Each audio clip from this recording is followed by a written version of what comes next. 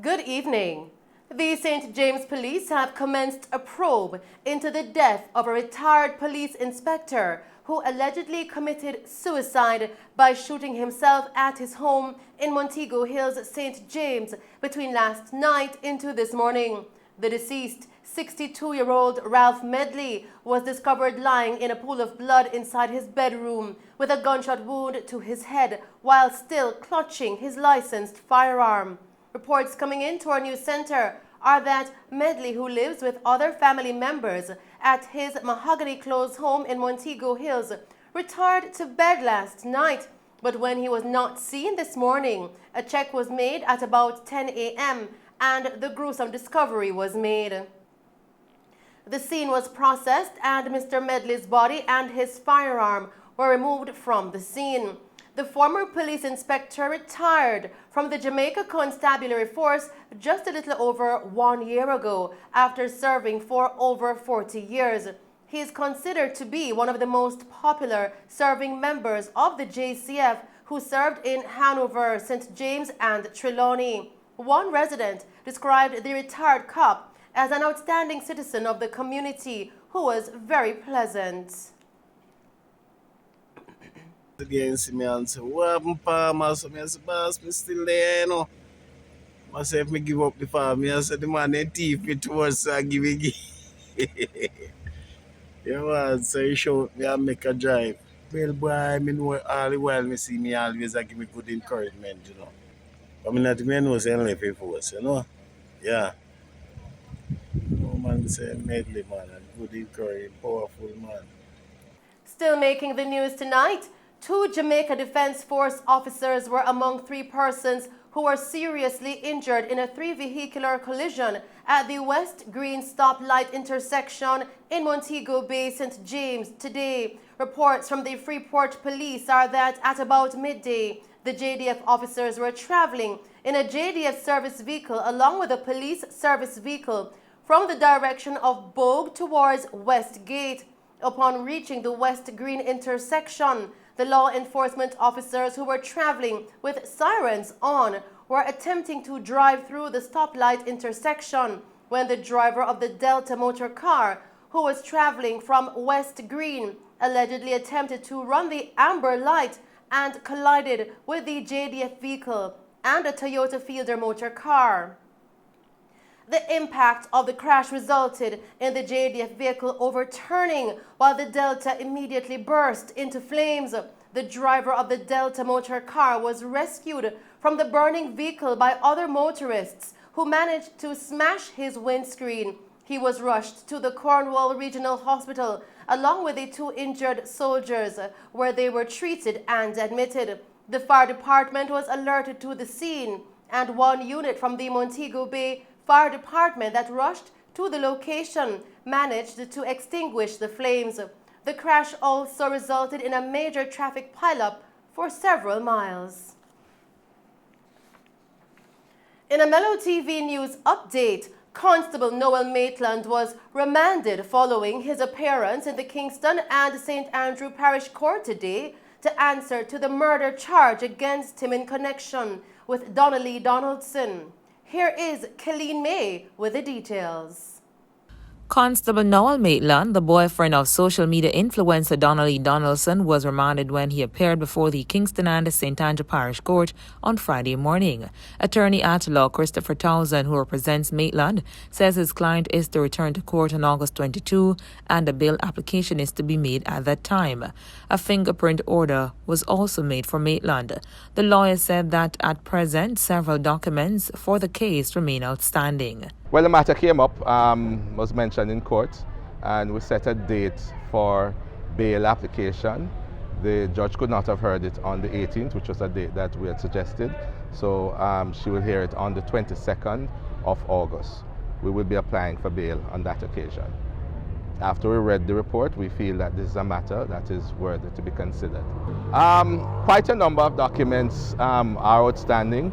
The only report that they say that is ready is a report concerning blood that they say that they found. But what I find interesting is that it took some 4 or 5 forensic team at different occasions to locate this blood. So those things will be explored at the hearing. Meanwhile, Neil Lugg, the uncle of Donnelly Donaldson, could hardly hide his anger as he lashed out at the justice system for granting murder-accused cop Noel Maitland a bail hearing and the lack of information given to the family regarding the court proceedings, highlighting that they learned of Maitland's court date through the media. I now put up with the corruption and we are going. As me not find my niece yet. Me not find my niece yet. And in my talk. You hear me? Please, take off. See how I feel right now, I can't talk. I just, don't me having on me right now. I'm telling them, yo, what you say? I don't find my niece. I don't know my niece there. And him and him woman kill my niece. And him come a court. Without it, I want to tell you something, I make you know straight. At the media house, make you know say I come a court, you see. We not get no call from no police, nobody. When them charge him, them come on me yard. Superintendent Nesbitt come on me yard. Come tell me say them charge him. And how me feel. And them a come a court. And nobody no contact with. Me say in the hospital and a me stand. And nobody no contact me, nobody. At the media house make we know say I go to court. And if come a court without no representative of Donnelly. And them a grant him bail hearing mad. Remember me tell you, Jamaica. Remember me tell you Jamaica. That's how long me call up on you. We're not going to stand up and make JCF and the government deal with the people, sir. They come in next to my yard. Bill. They better put me in there. Jebediah Lugg, Donaldson's aunt, says that the family needs justice for their niece and that they still have hopes to find her body. I must say right now, I'm not feeling good about that because first I would want to say, how can someone charged for murder even in thought of a judge or even thought of anyone, can they really say about bail? I just want to ask that question really for, because for him to be said, he would think of granted bail, I don't know where there's any justice we have getting. Neither from the family nor the entire public who have lost their loved one like I have lost my loved one, my niece. He does not deserve a bail. Because my sister's right now in the hospital, I must thank her, she's coming on good. But for her not to hear this, God knows what it will do to her right now because she still wants to get her daughter body, okay? Reporting from Mello TV News, I'm Kelleen May. Thank you, Kelleen, for that report. Still tonight, Prime Minister Andrew Holness is calling for political consensus in dealing with the matter of crime in Jamaica. Speaking at the public presentation of the National Commission on Violence Prevention held at the Banquet Hall, Jamaica House yesterday, Prime Minister Holness noted that we haven't been able to reach a political consensus. This issue of violence is creating an existential threat, meaning violence could cause the society to collapse. So leadership is important as we navigate this crisis of violence. And we faced an existential threat of political violence to our state when, coming up to the 1980 election, that several hundred people died. And elections subsequent to that, we had political violence being used as a tool of electing our government. Some of us may not know it, and some of us would have forgotten about it. But we brought an end to that when the political class got together and formed an institution called the Electoral Commission of Jamaica.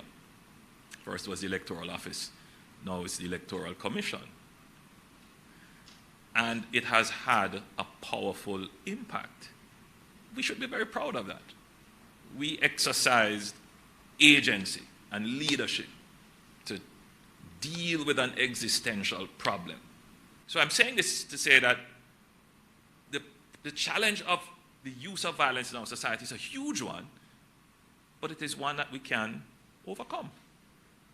If, as a society, the leadership of the society is willing to come to consensus on addressing it. Prime Minister Holness pointed out that the entire country benefits from the agreement on a strategy that effectively deals with crime and violence.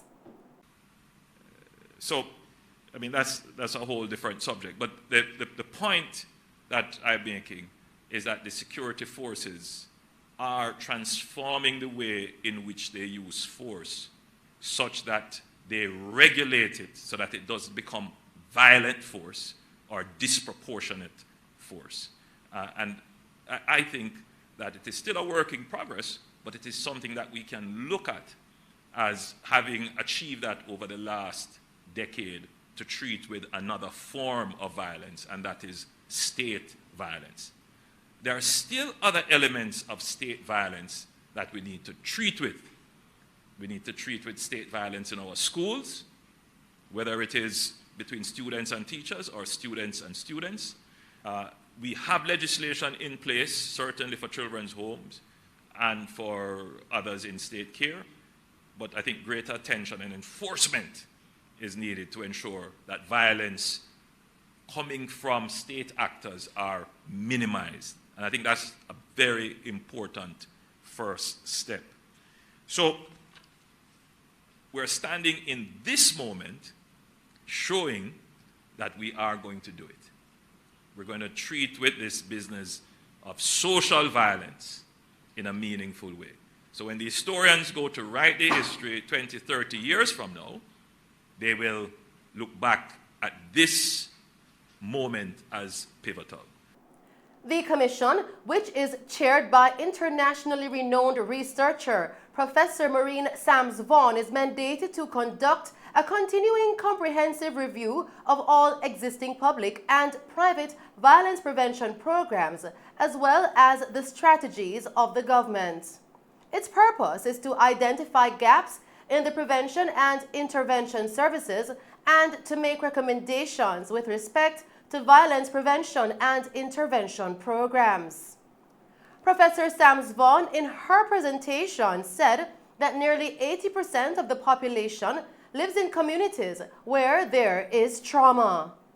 You can see that 410 or almost 50% of communities in the country have had no major crimes. That's huge. We go about from day to day and we think that every corner of this country, because we get bombarded with it, and we think that every corner of the country is having these major crimes. However, I also want to point out to you that in those communities that have no crimes, only 22% of the population live. So more than 2/3, we're talking about nearly 80% of our population lives in communities where there is trauma. All right, that's important. 80% of our population is living in a community where there is trauma. And when you look at those communities, who are those communities? Who is living in them? So the majority of the communities that have zero crimes are our deep rural communities. We have a lot to learn from them.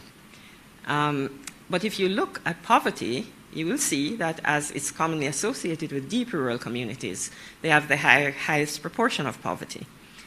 And they also, those communities and the communities with low levels have also lower levels of mean unemployment.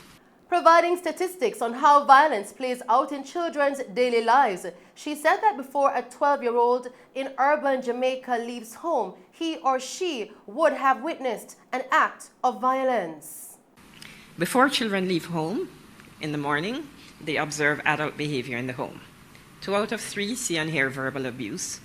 1 out of 3 see adults throwing objects and hitting each other. And I need to say these are 12-year-old children in urban Jamaica. 1 out of 5 see adults kick, beat each other, threaten, or use a gun or knife.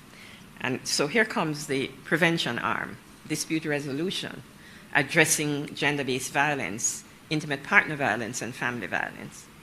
But before our kids leave home, they also have personal experiences of violence. 8 out of 10 get verbal aggression. 8 out of 10 get hit. So the prevention aspect here is parenting support, including mental health, and legislation to ban corporal punishment. But all of these, and I put that at the bottom because all of this has to be based on public education that brings everybody together as to why we need to do these things, to discuss our harmful cultural norms, to discuss the impact of violence on children, and to discuss specific prevention mechanisms. While they're walking in their communities, most children see fighting, stoning, police arresting others, see a dead body, see someone stabbed, see someone being robbed, see someone being shot, and 1 out of 100 children reported that they were shot at. So the prevention here that's jumping out is community dispute resolution, community policing, and of course, gang violence interruption, because a lot of what we see is gang violence.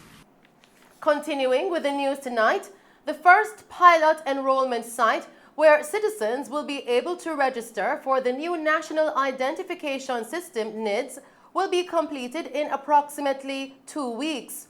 The location is at the Central Sorting Office on South Camp Road in Kingston.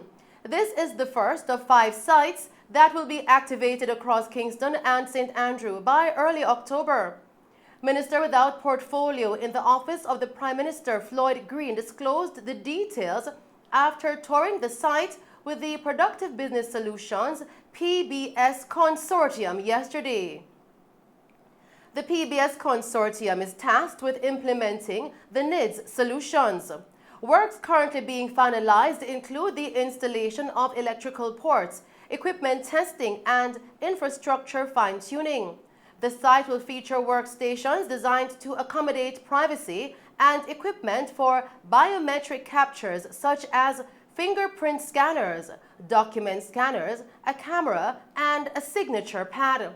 Collected information will be stored directly in the government's primary and secondary data centers.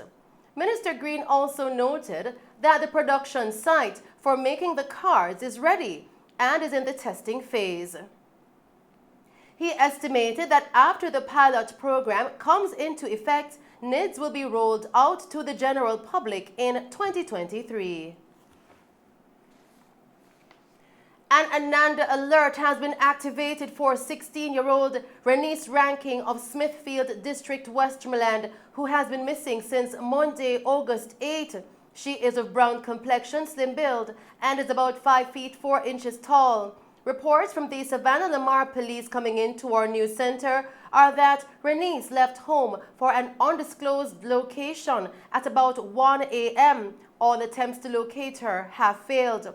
When last seen, she was wearing a short mustard-colored dress. Anyone with information regarding the whereabouts of Renice Ranking is being asked to contact the Savannah Lamar Police at 876-955-2536, Police Emergency 119, or the nearest police station. Still making Mello TV news, the Michael University College Alumni Association's 2-day Centennial International Education Symposium was held at the Jamaica Pegasus Hotel in Kingston under the theme Global Challenges, International and Institutional Responses. More on this story with Colleen May. The Michael University College Alumni Association's 2-day symposium, which was held August 10 to 11, explored emerging trends and best practices in pedagogy, the use of information and communications technology, and methods to train educators to meet contemporary demands.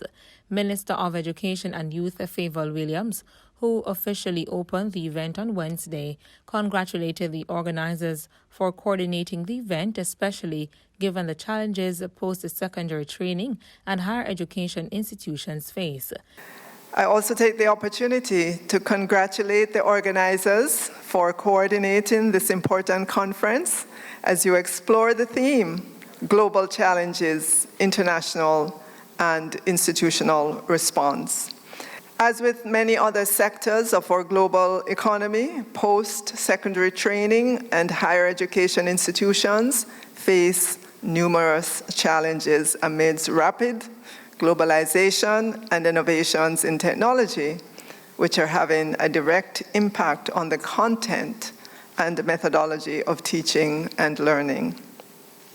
Within this context, the imperative to implement changes at a fast pace has become more evident. Higher education institutions need, therefore, to be flexible and agile, and I heard that those terms echoed here in responding to the challenges and opportunities posed by economic, environmental, demographic, political, labor market, and technological changes, as well as to wider social and health issues. Our institutions have to respond to these factors in order to maintain their competitiveness and quality of education. She said the quality of the institution's training is manifested in its graduates, some of whom have made significant contributions to Jamaica and other countries.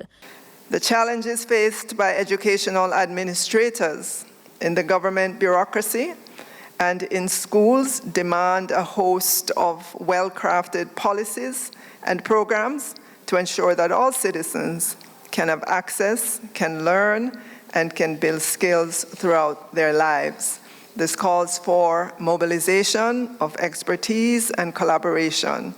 To achieve this objective, we must work together to find creative ways to prepare for this still unclear future.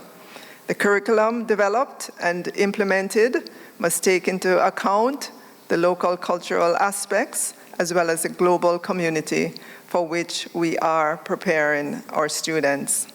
Against this background, I commend the Michael University, which for more than a century and a half has been playing a central role in the training and development of young Jamaicans and persons from the wider Caribbean with an interest in education.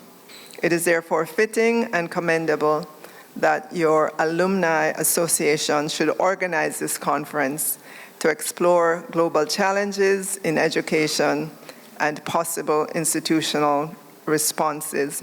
She encouraged stakeholders and speakers to also explore local challenges in their contemplations. You should explore our local challenges, and those are in finding graduates who have specialization in several areas, including mathematics, science, geography, visual arts, industrial education, agricultural education, family and counseling. We are lacking, woefully lacking in those areas. So as you contemplate over these 2 days, I ask you to not just only consider the global challenges, but our local challenges here in Jamaica as well. Reporting from Mello TV News, I'm Colleen May. Thank you, Colleen, for that report. And those are the stories making news. I am Shelley Hill. Do stay safe, pleasant viewing, and thanks for watching.